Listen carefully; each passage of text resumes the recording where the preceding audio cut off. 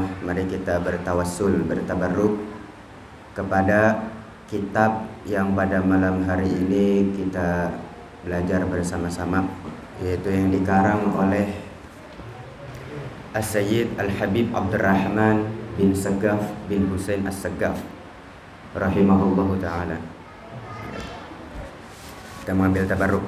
Bismillahirrahmanirrahim. Al-Fatihah ila ruhi Rasulillah Muhammad bin Abdullah wa ala alihi wa sahbihi wa mawala, thumma ila arwahi masyayikhina wa ulama'ina wa aslafina wa ajdadina salihin, thumma ila ruhi sayyidina al-imam muhajir ilallah Ahmad bin Isa wa sinafakil muqaddam Muhammad bin Ali Ba'alawi, wa thumma ila ruhi sayyidina al-imam al-Qutub muqaddam thani jaddul habaib al-Habib Abdurrahman bin Muhammad Muladawilih As-Saggaf wa Syekh Ali bin Abi Bakr As-Sakran, wa thumma ila ruhi sayyidina al-imam al-Qutub Fakhrul Wujud Sultanul Inad Syekh Abi Bakar bin Salim wa akhihi Aqil bin Salim, wa thumma ila ruhi sayyidina al-imam Qutbil Anfas Sahib Ratibul Attas Sayyidul Imam al-Habib Umar bin Abdurrahman al-Attas wa Syekh Ali bin Abdullah Baras wa bin al-Habib Husain bin Umar bin Abdurrahman al-Attas, wa thumma ila ruhi sayyidina Qutbil Irsyad wa Ghawthil Ibad wal Bilad Sahib Ratibul Haddad Sayyidul Imam al-Habib Abdullah bin Alwi bin Muhammad al-Haddad, wa thumma ila ruhi sayyidina al-imam al-Habib Ahmad bin Zain al-Habsyi al-Jilani wa usulihim wa furu'ihim wa dawil huquqi alaihim ajma'in,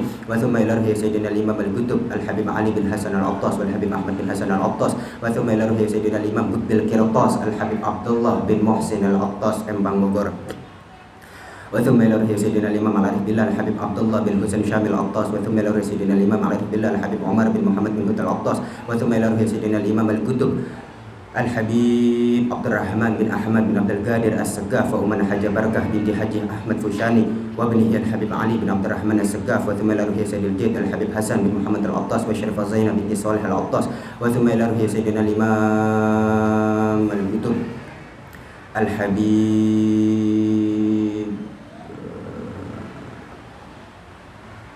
Abu Bakar bin Muhammad As-Saggaf, wa thumma ila ruhi khususan ila ruhi sahibu hadzal kitab Al-Habib Abdurrahman bin Saggaf bin Husain As-Saggaf wa usulihi wa furu'ihi wa dawil huquqi alaihim ajma'in, anallaha ta'ala takashahum birrahmah wal maghfirah, anallaha ta'ala yaghfir lahum yarhamuhum wa yu'ali darajatihim fil jannah wa yanfa'una bi asrarihim wa anwarihim wa ulumihim wa nafahatihim wa barakatihim fid dunya wad dunya wal akhirah, anallaha ta'ala yuballighu maqasidana wa yaqdi hawaijana wa yaftahu alaina futuhal arifin bijahihim wa bikaramatihim wa bihaqqihim. Allah yudkhilu niyatana fi niyatihim wa amalana fi amalihim wa akhlaqana fi akhlaqihim wa alsinatana fi alsinatihim wa qulubana fi qulubihim wa du'aana fi du'aihim wa raja'ana fi rajaihim wa matalibana fi matalibihim wa maqasidana fi maqasidihim. Al-Fatihata ala hadhihi niyyah min khairatid dunya wal akhirah wa ila hadratin nabi Muhammadin sallallahu alaihi wasallam. Al-Fatihah. A'udzu billahi minasy syaithanir rajim. Bismillahirrahmanir rahim. Alhamdulillahi rabbil alamin. Arrahmanir rahim. Maliki yaumiddin. Iyyaka na'budu wa iyyaka nasta'in. Ihdinas siratal mustaqim. Siratal ladzina an'amta 'alaihim ghairil maghdubi 'alaihim waladdallin. Rabbi ighfirli wa liwalidayya amin.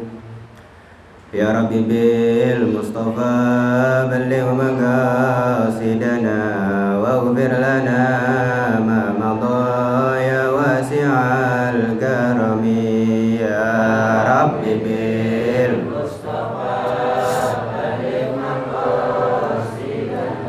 waghfir lana ma madha ya wasi'al karami. Ya akramal khalqi ma liman aludhu bihi siwaka inda hululil hadithil amimi. Ya Rabbi bil maqasidana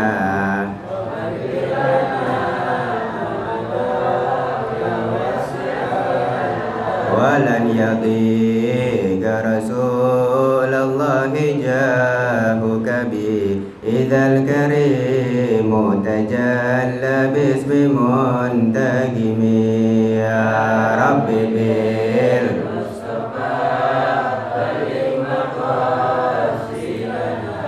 wa واغفر لنا ما مضى يا واسع الكرم يا نفس لا تقنطي من زلة عظمت إن الكبائر في الغفران كالأمم يا رب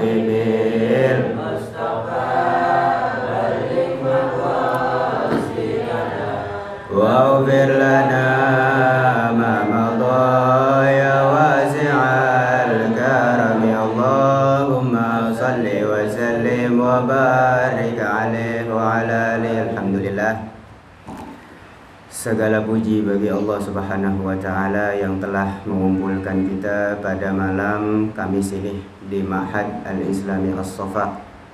Mudah-mudahan keimanan kita sesuai dengan nama ma'had ini. Al-Islam yakni beragama Islam, As-Safa artinya bersih atau jernih. Ya, mudah-mudahan dalam hati kita dibersihkan oleh Allah Subhanahu wa taala. Salawat serta salam kita curahkan kepada junjungan Nabi besar kita Nabi Muhammad sallallahu alaihi wasallam, yang mana beliau adalah pemimpin kita dari dunia ini sampai akhirat nanti, guna menuntut ilmu Allah Subhanahu wa taala, mengharapkan ampunan dan keridhaan serta syafaat dari Nabi kita Muhammad sallallahu alaihi wasallam. Hadirin bapak-bapak, ibu-ibu yang saya muliakan, insyaallah pada pembahasan kitab hari ini tentang pembahasan fikih, ya, durusul fiqhiyah. Ini karang tadi Al-Habib Abdurrahman bin Muhammad bin Husain As-Saggaf. Beliau salah satu daripada keturunan Al-Habib Abdurrahman bin Muhammad Maulid Dawilah As-Saggaf, yang mana beliau ini njitnya pernah ngomong, pernah berbicara, barang siapa yang belajar dengan anak cucuku, dia hidupnya akan bahagia dunia dan akhirat. Itu kata beliau. Ya, alhamdulillah di Indonesia ini banyak para habaib-habaib yang memang bernasab kepada beliau, ya.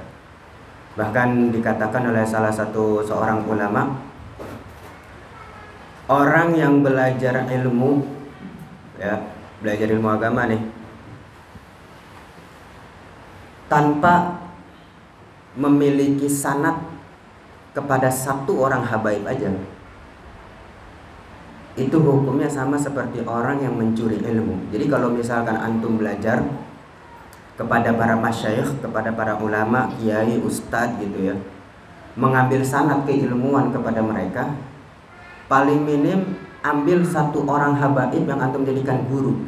Karena kalau sampai satu orang habaib antum nggak punya sanad keilmuan kepada dia, hukumnya sama seperti orang yang mencuri ilmu.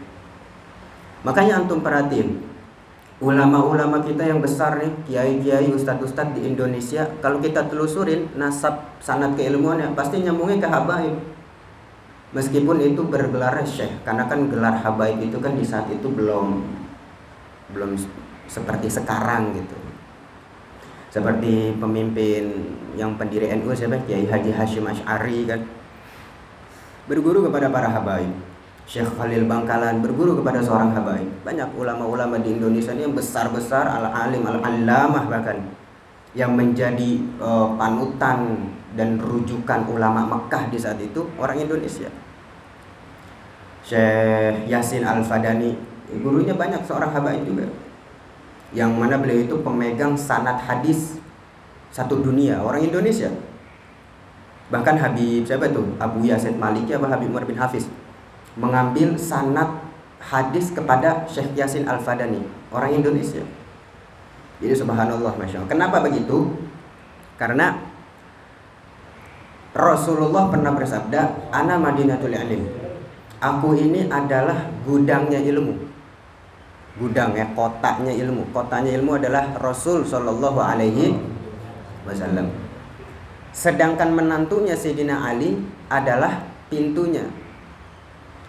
Gemboknya Sayyidatuna Fatimah. Kuncinya Sayyidina Hasan dan Husain. Hadisnya berhenti sampai situ. Cuman Anda ngebaca lagi.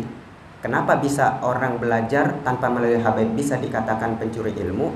Ya karena dia tidak mencari siapa yang megang kunci itu. Kan kuncinya Sayyidina Hasan dan Husain. Yang megang itu kunci siapa? Yaitu anak keturunannya.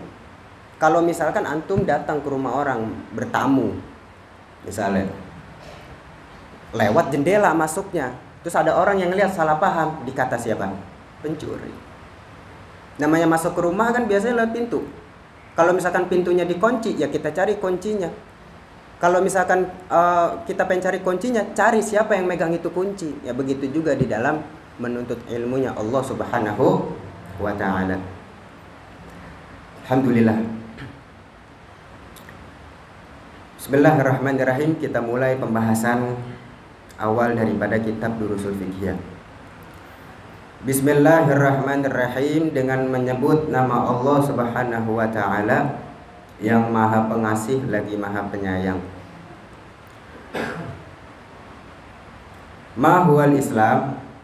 Apa itu agama Islam? Islam ini hadirin bapak-bapak, ibu-ibu sekalian, diambil dari kata aslama yuslimu dalam ilmu shorof, yang mana Islam ini adalah akar kata. Jadi dalam bahasa Arab itu kan ada fi'il madhi, ada fi'il mudhari, ada isim masdar, ada fi'il amr, isim masdar, isim fa'il, isim maf'ul. Islam ini adalah akar kata yang diambil dari kalimat aslama yuslimu, yang artinya menyerahkan, menyerahkan gitu. Misalkan kayak antum punya duit ya sekian juta, antum serahkan kepada orang tua, berarti itu antum aslama al-fulus ila walidayya, kepada kedua orang tuaku gitu, menyerahkan artinya. Kalau misalkan salima yaslamu, itu artinya selamat, selamat. Inna dina indallahil Islam. Tapi Islam di sini, agama kita yang kita anut, yang kita yakini sebagai agama yang benar adalah diambil dari kata aslama yuslimu, yang artinya menyerahkan. Jadi kalau misalkan ada orang dia beragama Islam tapi tidak mau menyerahkan sedikit waktunya untuk agamanya, maka Islamnya hanya sebatas di zohirnya saja, tidak menembus kepada hatinya. Islam ini agama tuntutan, Bang. Tuntutan apa maksudnya? Tuntutan segala sesuatu yang menjadi kewajiban. Contoh misalkan sholat 5 waktu ya. Kita punya waktu 24 jam, tapi Allah Subhanahu wa ta'ala minta cuma 5 menit untuk mendirikan sholat. Cuma minta 5 menit Allah ta'ala. Makanya begitu sombongnya seseorang, mohon maaf lahir dan batin, begitu sombongnya seseorang apabila dia memiliki waktu 24 jam diminta sama Allah Subhanahu wa ta'ala untuk mendirikan sholat yang Allah cuma minta 5 menit. Maka itu orang musibahnya jauh lebih besar daripada iblis laknatullah alaihi. Iblis, Pak, Bu, dia cuma gak mau sujud sama Nabi Adam. Iblis itu simbol tauhid ya. Kok begitu Bib, simbol tauhid? Karena iblis begitu diperintahkan sama Allah Subhanahu wa ta'ala untuk bersujud kepada Nabi Adam, bukan karena iblis itu nggak mau sujud, tapi dia pengen sujudnya cuma sama Allah Ta'ala aja. Kalau kita pengen ngebaca nih, makhluk Allah yang paling tauhidnya tinggi itu adalah iblis. Iblis tuh, yang aslinya namanya Azazil. Ada di antara antum yang namanya Azazil? Nggak ada ya. Azza itu artinya kemuliaan. Il artinya Tuhan. Azazil, kemuliaan Tuhan. Tuh. Apa yang diberikan gelar tuh? Azazil, penghulu para malaikat. Solehnya luar biasa ya. Tapi dia bisa menjadi iblis. Artinya orang yang binasa. Iblis tuh 14. Iblis tuh arti binasa. Syaitanir rajim. Jadi syaitan itu bukan nama ya, sifat. Syaitan itu sifat. Jadi kalau misalkan ada orang yang hidupnya mohon maaf gitu ya, dia menyimpang, ya nggak mau nurutin agamanya, dia syaitan dari kalangan manusia. Jadi syaitan itu ada dua.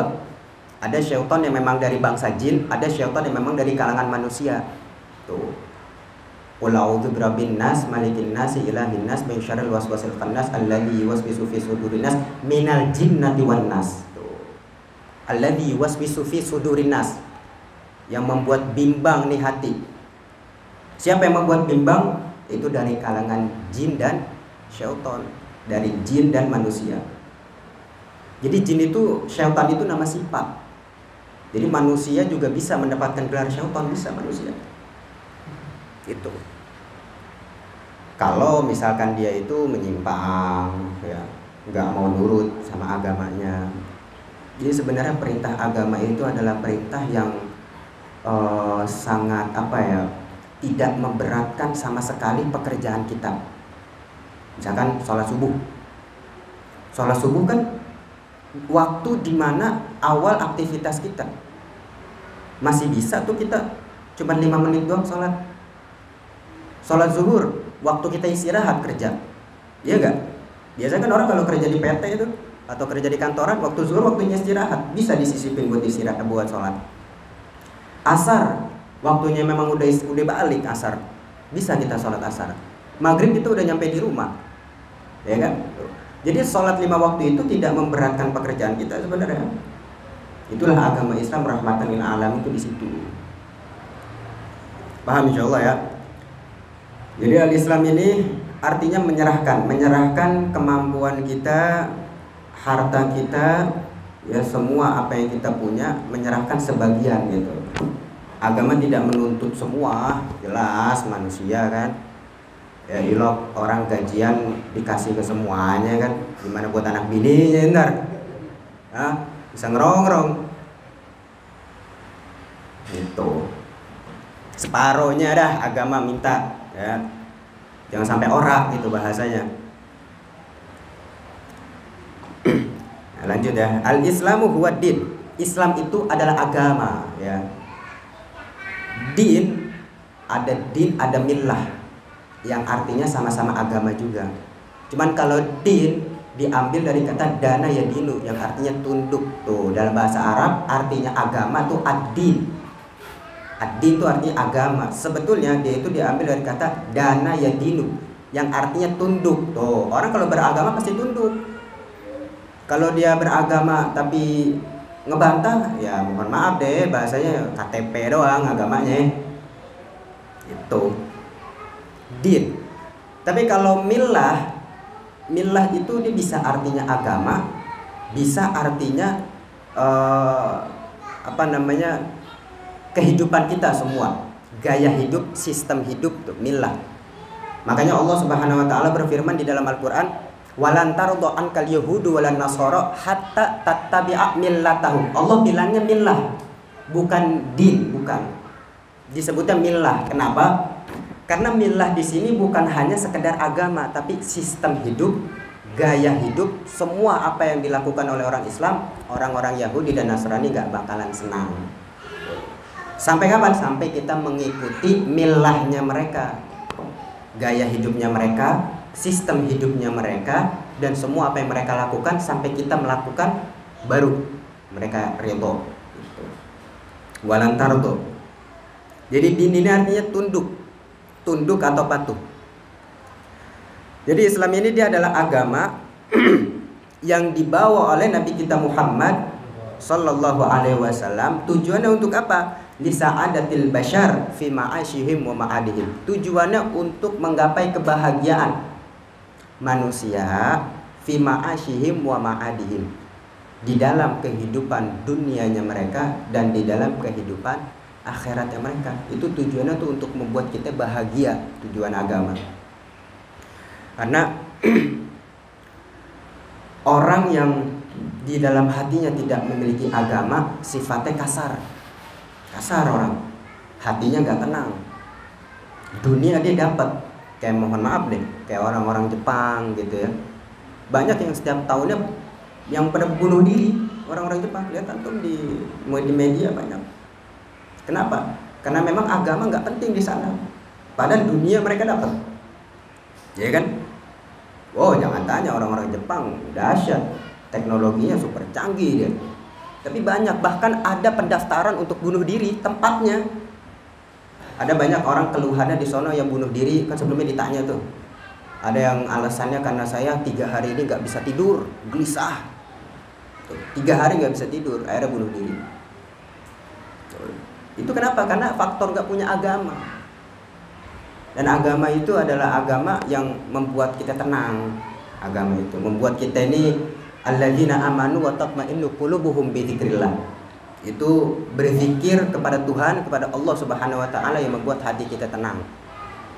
Ya kalau misalkan kita pusing, stres, depresi nih, mikirin cicilan belum bayar-bayar. Ya, anak sekolah nunggak. Jangan dipikir pakai logika. Kalau dipikir pakai logika nggak bakalan nyampe. Ini sesuai apa yang saya pelajarin ya, meskipun saya belum ngalamin karena saya belum rumah tangga. Ya, saya belum ngalamin, emang cuman teorinya insya Allah saya tahu, itu ilmunya tahu. Jangan dipikir pakai logika. Ya, apa yang menjadi masalah dalam hidup kita ini kalau kita pikirin pakai logika nggak bakalan nyampe. Allah punya kehendak. Makanya cara kita biar lepas dari semua masalah hidup, Allah bilang wasta'inu bis-sabri was-shalah. Minta tolong sama Allah Ta'ala dengan sabar dan sholat, mendirikan sholat. Insya Allah ada jalan kemudahannya. Gitu. Makanya jangan ada orang tempo-tempo dia stres, dia depresi, mikirin masalah hidupnya, mabok, maaf, ya, main judi, ya. Kita nggak benci sama orangnya, enggak. Agama Islam menyuruh kita untuk banyaklah gitu ya dalam Al-Quran celaan terhadap mereka. Sebetulnya bukan mencela orangnya, tapi mencela apa? Mencela perbuatannya. Kita diajarin oleh guru-guru kita, kalau melihat ada orang yang maksiat, jangan benci sama orangnya, benci sama sifatnya aja. Sebab kenapa? Kalau benci sama orangnya, suatu saat dia berubah, kita bakalan tetap benci. Tuh, sama orang yang maksiat nih, dia nggak pernah sholat nih, hidupnya maksiat terus. Bencinya jangan karena orangnya, benci sama sifatnya. Kalau benci sama orangnya, suatu saat dia dapat hidayah, dia berubah, kita bakalan tetap benci. Lu dulu kayak begitu, lu jangan sosokan lu gitu. Jadi kalau benci sama sifatnya hilang, kita jadi cinta lagi. Gitu, makanya kalau misalkan antum melihat saudara antum, kawan, teman, sahabat, ada yang melenceng, kita benci sifatnya boleh, tapi kalau benci orangnya jangan. Gitu. Ya, makanya banyak juga di kalangan para habaib yang mungkin dia juga manusia, gitu ya, punya syahwat juga, punya kesalahan, punya dosa. Mungkin antum sering nemuin. Gitu. Kalau aneh sih nggak ngalamin, karena kan yang ngalamin rasa apa ya disebutnya ya, gedek gitu hati, karena kan antum, ya kan, antum sebagai seorang umat Nabi yang memang bukan habaib, ngadapin habaib yang seperti itu kan pasti gedek, gitu kan. Bagi duit gua, ini dipalakin misalnya. Jangan benci sama kehabaibannya, benci sama sifatnya. Kalau benci karena kehabaibannya, karena dia itu habaib atau manusianya, berarti kita benci sama darahnya itu. Kalau kita benci sama darahnya dia darah siapa? Darah Al-Mustafa Rasul Sallallahu Alaihi Wasallam. Berarti secara tidak langsung dia benci sama Nabi Sallallahu Alaihi Wasallam. Makanya kalau ada habaib yang buat antum kesal, benci sifatnya nggak apa-apa ya. Tapi jangan benci sama orangnya. Kalau benci sama orangnya berarti benci sama darahnya. Kalau benci sama darahnya, sama dengan secara tidak langsung dia membenci darah Al-Mustafa Sallallahu Alaihi Wasallam. Jadi tujuan agama Islam ini adalah untuk kebahagiaan kita ya, sebenarnya.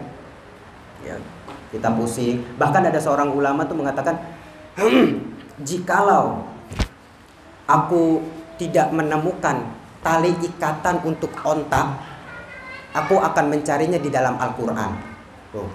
Saking semua perkara kehidupan kita udah dijawab sama Al-Quran, cuman tinggal kita mau mempelajari, mau mengamalkan atau tidak. Apapun dah semuanya itu udah dijelaskan semua di dalam agama kita. Kan kebanyakan begitu deh. Namanya manusia sifatnya realita. Realitanya nggak kayak begitu, manusia jarang ada yang percaya. Paham nggak? Barang siapa yang membaca suratul Waqiah, maka Allah Subhanahu wa taala akan cegah dirinya dari kefakiran. Lam tusibhu faqatun abada. Dalam hadis Rasulullah sallallahu alaihi wasallam bersabda, orang yang membaca suratul Waqiah setiap malam rezekinya nggak bakalan seret. Apa iya? Tuh. Realitanya ada teman gua baca surah Al-Waqiah, hidupnya biasa-biasa aja. Tuh, karena manusia itu sejatinya melihat realita, melihat kenyataan. Kalau kenyataannya salah atau beda, udah dia nggak percaya gitu. Jadi ada istilah kenapa agama ini sifatnya gaib? Ya, Tuhan, malaikat, para nabi, surga dan neraka sifatnya gaib. Ya karena untuk menguji min zawi syakki war raib, daripada kalangan manusia-manusia yang memiliki keraguan. Jadi di situ ada bedanya, ada fungsinya akal tuh di situ untuk kita bisa ngebedain. Ya, hakada. Alhamdulillah ala kulli hal. Jadi agama Islam itu adalah agama yang dibawa oleh Nabi kita Muhammad Sallallahu Alaihi Wasallam untuk kebahagiaan manusia di dalam kehidupan mereka dan kehidupan dunia dan kehidupan akhirat. Ini ngomong-ngomong saya sampai berapa menit ya?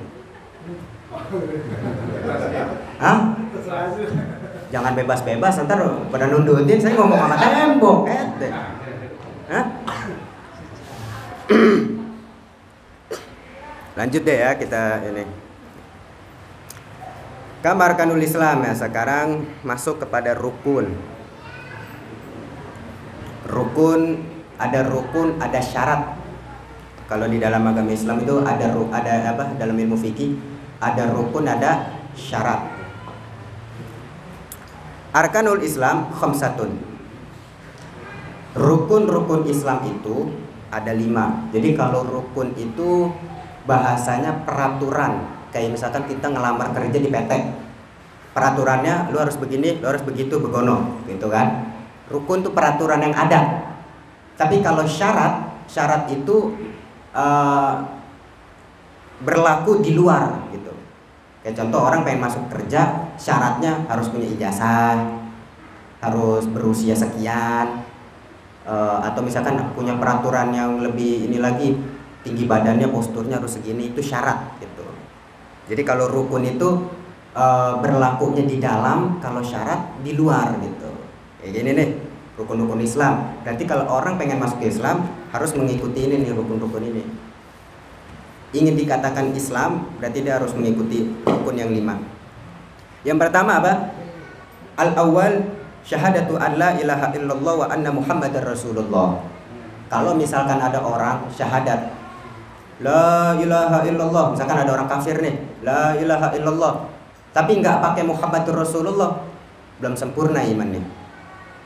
Ya kalau misalkan ada orang kafir, kita suruh azan, coba dong azan, kali suara lu bagus, dia azan nih, Allahu akbar, Allahu akbar, asyhadu an la Allahu akbar, Allahu akbar, Allahu akbar, Allahu akbar, terus sampai akhir azan. Di situ kan ada 2 kalimat syahadat tuh, ya kan? Orang kafir nih azan nih, begitu dia selesai azan meninggal, dia dihukumi sebagai orang muslim. Kenapa? Karena sejatinya manusia itu rohnya sudah beriman. Ya kan, yang dalam Al-Quran apa itu? Bukankah aku ini adalah Tuhan kalian? Mereka menjawab qalu bala. Jadi setiap manusia ini nih rohnya nih sebetulnya kita udah ketemu di alam ruh, kita ini udah ketemu sebelumnya, saya udah ketemu sama antum-antum semuanya. Cuman begitu lahir ke alam dunia dibuat lupa gitu. Jadi udah ketemu, makanya kadang-kadang kita kalau berkunjung di satu tempat, kayaknya gue pernah kemari deh, kayaknya gue pernah kemari, padahal belum itu, karena dari rohnya itu tuh udah jalan sebenarnya, dia udah melakukan apa yang bakal dilakuin di alam dunia gitu. Di alam dunia dia bakalan kesini, bakalan kesono, di alam ruh tuh udah ngelakuin gitu. Mereka kadang-kadang, kayaknya pernah ketemu mana orang nih, itu pernah ketemu di alam ruh. Di alam ruh tuh udah ketemu sebelumnya. Yang pertama syahadat. Ya, salah satu daripada rukun Islam adalah syahadat. Syahadat bahwasanya bersaksi tiada Tuhan yang patut disembah kecuali Allah Subhanahu wa taala, sedangkan Nabi Muhammad adalah utusan Allah. Ada satu pertanyaan begini. Kalau misalkan ada orang kafir, dia perang untuk membela agama Islam. Dia kerahkan semua hartanya sampai dia jatuh miskin untuk menginfakkan di jalan Allah Subhanahu wa taala. Orang kafir nih. Dia sedekah. Bahkan dia turut menyumbang pembangunan masjid. Sekian ratus juta dia sumbang sampai rezekinya habis semuanya. Maksudnya duitnya habis buat Islam doang gitu. Begitu dia meninggal, hukumnya sebagai orang kafir apa sebagai orang Islam tuh?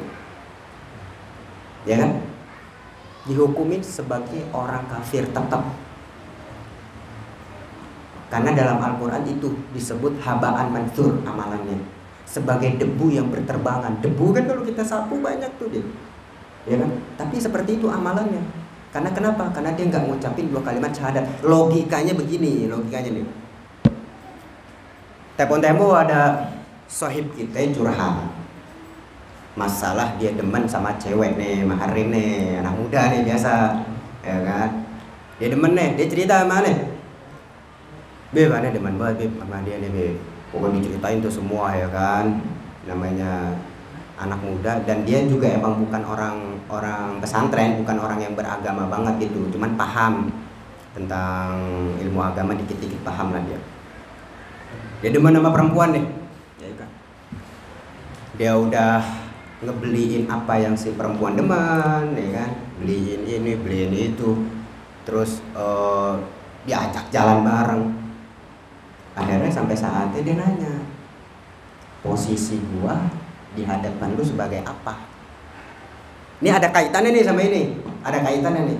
Posisi gua di depan lu apa? Bahasanya gitu deh. Teman aneh ngomong macamnya nih. Si perempuan seharinya bilang, ya sebagai teman doang lah. Langsung sakit hati deh.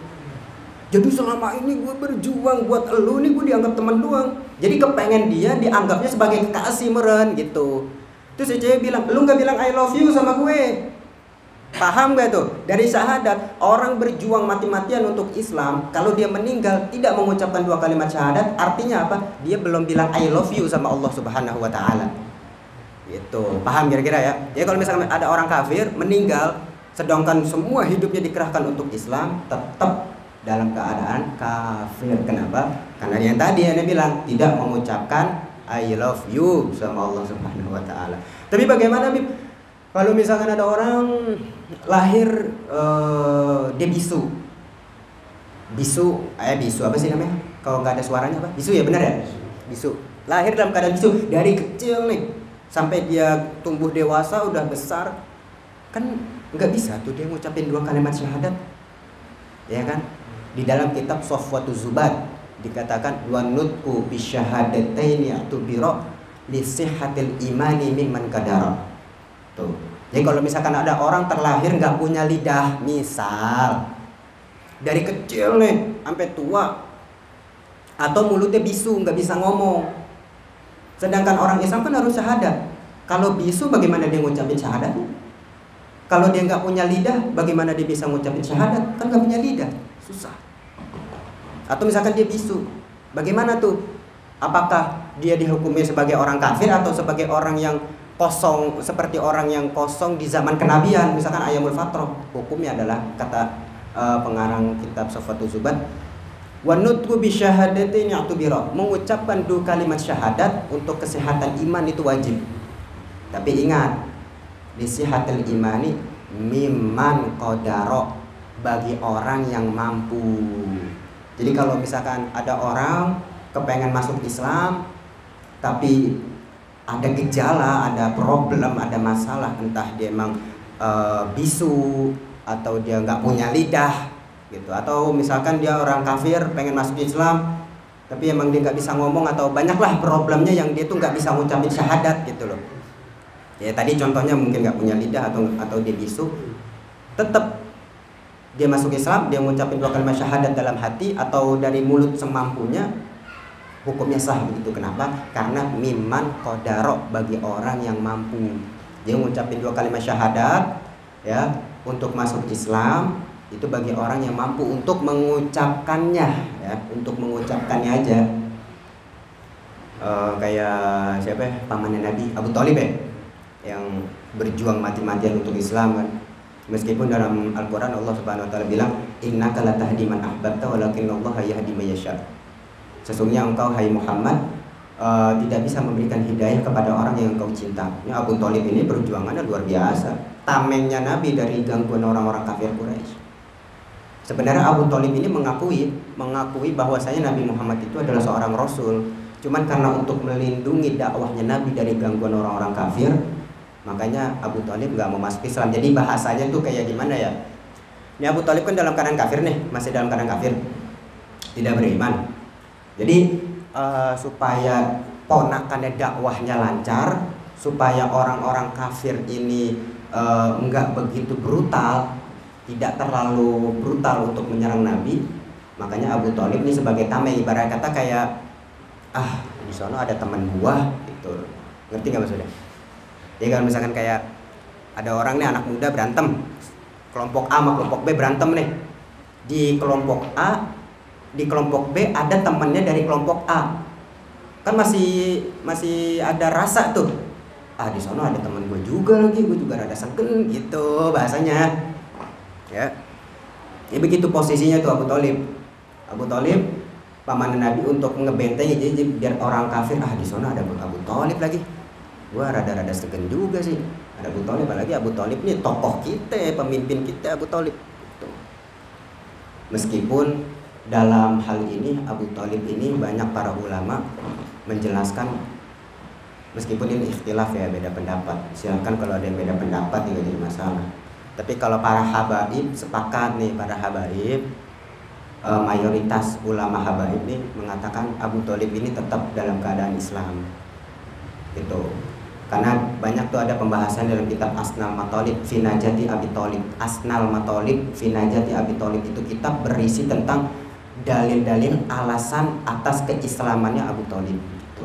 Ini panjang sih pembahasannya. Intinya para ulama habaib itu meyakini Abu Thalib ini sesuai dengan dalil yang mereka punya, ya, dihukumi sebagai orang Islam. Karena kan Allah Subhanahu Wa Taala Maha Mampu. Ya bisa aja kan ada yang mengatakan Abu Thalib ini begitu meninggal dibangkitin lagi sama Allah Ta'ala untuk mengucapkan syahadat, meninggal lagi. Ada yang mengatakan demikian. Paham ya? Yang pertama syahadat, mengucapkan bahwasanya tiada Tuhan kecuali Allah Subhanahu Wa Ta'ala, wa anna Muhammadar Rasulullah. Wa tsani iqamus shalah, yang kedua mendirikan sholat. Ini panjang nih pembahasannya. Iqamus shalah, mendirikan sholat gitu. Tuh. Kalau misalkan ada orang gugur satu aja daripada rukun Islam, misalkan dia syahadat tapi dia nggak sholat, tapi dia nggak puasa, nggak zakat, nggak haji, tetap dalam keadaan Islam, cuman mampir dulu deh di neraka. Translate itu puasa dia nggak puasa, zakat dia nggak zakat, haji dia nggak haji, tapi syahadat Islam sih dia. Cuman ya begitu deh, di akhirat kelak begitu ngelewatin jembatan Shirathul Mustaqim, mampir dulu dia tuh ke neraka. Untuk diapain? Untuk dibersihkan dari semua dosa-dosa. Bahkan kan siapa itu? Juhainah apa kalau nggak salah? Juhainah, orang yang terakhir keluar dari neraka, yang terakhir masuk ke dalam surga, Juhainah. Itu dia nggak punya amalan apa-apa selain daripada 2 kalimat syahadat, la ilaha illallah Muhammadur Rasulullah. Nggak punya amalan apa-apa kecuali itu doang udah amalannya. Tapi begitu udah bersih dari dosa-dosanya, masuk dalam surga. Bahkan ya cuman begitu deh, berapa triliun tahun kan, satu hari di akhirat 1000 tahun di dunia. Bayangin tuh, setahun di akhirat berapa tahun kalau di dunia? Sehari 1000 di sana. Jadi makanya Masya Allah deh ya. Jadi kita ini beruntung sebagai umat Nabi SAW. Kalau umat-umat terdahulu dia tobat, udah bunuh diri, disuruh bunuh diri untuk mensucikan. Kalau misalkan pakaiannya kena najis nih, kena najis, pakaiannya tuh yang kena najis harus dirobek. Jadi kalau umat Nabi Muhammad cukup dicuci, bersih, dibilas pakai air yang suci mensucikan, udah suci lagi tuh pakaian. Jadi kalau umat dahulu, kalau misalkan tangannya misal kena najis anjing, babi, maaf gitu ya, udah harus dipotong tangannya. Makanya bersyukur kita sebagai umat Nabi Muhammad SAW itu seperti itu. Begitu luar biasa ada umat Nabi. Iqamus shalah, mendirikan sholat. Bahkan dulu ada kisahnya di zaman Nabi Allah Musa alaihissalam. Jadi ada seorang wanita, dia berzina, habis berzina melahirkan seorang anak, seorang anaknya itu lahir dibunuh. Datang kepada Nabi Musa, ya Nabi Allah, minta ampun dong, minta kepada Allah Subhanahu Wa Taala agar Allah Taala mengampuni dosa-dosa aneh. Emang kenapa ya dosa itu? Kata Nabi Musa, dosa aneh berzina melahirkan anak, terus anaknya saya bunuh. Nabi Musa di situ kesel, begitu serius. Ente keluar sono dari rumah aneh. Aneh khawatir ntar ada api dari neraka turun yang ngebakar kita semua nih di sini. Datang minta ampun sama Nabi Musa, dikata seperti itu kecewa dia, sakit hatinya. Karena pas keluar malaikat Jibril turun. Hai Musa, apakah engkau tahu siapa orang yang lebih buruk dari wanita tersebut? Nabi Musa kaget, emang ada Jibril? Wahai malaikat, orang yang lebih buruk dari wanita ini, kata malaikat Jibril, ada. Siapa dia? Man taraka shalah amidan muta'ammidan, orang yang meninggalkan sholat secara sengaja dan terus menerus. Bahkan satu kali sholat dilewatkan tidak bisa ditebus oleh 1000 kali naik haji. Satu kali sholat nggak bisa ditebus oleh 1000 kali naik haji. Luar biasa tuh orang meninggalkan sholat, berat. Oh jangan salah, sholat kan cuma tonggang-tonggeng doang kan bahasanya kalau kita lihat secara zahir, ruku, sujud, i'tidal apa dan sebagainya. Tapi Allah Ta'ala bilang apa? Wa innaha lakabiratun illa 'alal khasyiin. Salat itu begitu berat salat ini. Kecuali kepada orang-orang yang mau tunduk dan patuh. Jangan salah, salat walaupun cuma Allahu Akbar, baca Fatihah, ruku kelihatannya gampang. Nih yang berperang nih hati nih, waduh, apalagi subuh-subuh hujan-hujan, ya kan. Aduh, romannya terlalu dah 5 menit lagi dah tidur dah. Ya sampai siang 14. Itu berat, sholat itu berat. Makanya luar biasa di dalam sholat banyak pahalanya itu begitu, mendapatkan pahala puasa. Ya, karena kenapa? Karena di dalam sholat kita nggak makan dan nggak minum, mendapatkan pahala jihad karena kita melawan hawa nafsu. Jadi dalam sholat itu banyak pahala-pahala yang dikerjakan oleh kita nih, misalkan dia sedekah, dia zakat, dia haji, dia baca Quran. Di dalam sholat tuh dapat tuh semuanya. Dan emang berat sholat ya. Jadi cara untuk kita enteng dalam ibadah, pertama ada saran dari para ulama, jauhi makanan-makanan yang mengandung riba, mengandung syubhat. Syubhat itu antara halal dan haram. Kayak kita misalkan nemu makanan nih, nemu duit gocengan atau 20.000 di jalan, kan itu kita nggak tahu tuh pemiliknya siapa. Itu disebutnya syubhat. Ini si pemilik duit antara ridho dan gak ridho gitu, itu namanya syubhat. Jauhi itu makanan-makanan yang ada unsur syubhat, jauhin. Dan juga makanan-makanan haram, jelas ada haram ya, riba, syubhat sama haram. Atau kalau kata Imam Malik ibn Dinar, kalau kita merasakan rezeki sempit, rezeki seret nih, badan lemas untuk diajak ibadah, lemas badan, terus sama hati kita keras. Kalau jikiran tuh kayak susah buat nangis gitu, kasar nih hati kita nih, keras. Kata Imam Malik bin Dinar, faktornya satu, karena engkau berbicara dengan sesuatu yang di situ nggak ada manfaatnya. Jadi kalau misalkan berbicara ya ahsan gitu ya, lebih bagus pikir-pikir kira-kira kalau gue ngomong kayak begini nih ada manfaatnya apa enggak nih buat orang atau buat diri gua gitu. Manfaat dalam sisi agama. Jangan kadang-kadang kita ngobrol, maaf gitu ya, namanya kita ngumpul-ngumpul pasti ada aja tuh yang jadi bahan gosipan kita ya. Jadi tinggalin tuh sesuatu yang berbicara sesuatu yang gak ada manfaatnya, itu tinggalin tuh, karena itu faktor daripada badan kita lemas buat diajak ibadah ya. Rezeki seret sama kerasnya punya hati, faktornya satu, berbicara dengan sesuatu yang gak ada manfaatnya. Ini kayaknya kepanjangan nih kalau misalkan Anda terus ini. Wa iqamus shalah ya. Kita berhenti di sini dah. Wa iqamus shalah, mendirikan sholat. Ya mudah-mudahan apa yang saya sampaikan pada malam hari ini bermanfaat buat diri kita semuanya, buat keluarga, dan kita memohon kepada Allah Subhanahu wa taala diberikan keistiqomahan oleh Allah Subhanahu wa taala. Karena istiqomah ini sangat amat berat ya. Lebih baik daripada 1000 karomah tuh istiqomah. Ada seorang wali bisa ngubah daun jadi duit, bisa terbang di atas langit.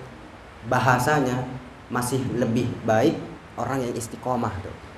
Lebih baik dari 1000 karomah. Dan para wali untuk mendapatkan karomah itu pun istiqomah mereka di dalam ibadah. Ya, kita minta kepada Allah Subhanahu wa taala untuk diberikan istiqomah, hidayah, taufik, dan diberikan ilmu yang bermanfaat fid dini wad dunya wal akhirah, dan kita bisa mendapatkan ampunan dari Allah taala, mendapatkan syafaat dari baginda Nabi besar Muhammad sallallahu alaihi wasallam. Ya, mudah-mudahan insyaallah kita panjang umur, sehat walafiat, rezekinya banyak ya, dijadikan keluarga kita sakinah, mawaddah warahmah, dan dikumpulkan kita semuanya di surga Firdaus kelak bersama Nabi kita Muhammad sallallahu alaihi wa ala alihi wasallam. Amin amin ya rabbal alamin. Sekian dari Al-Fakir. Wassalamualaikum warahmatullahi wabarakatuh. Ada yang mau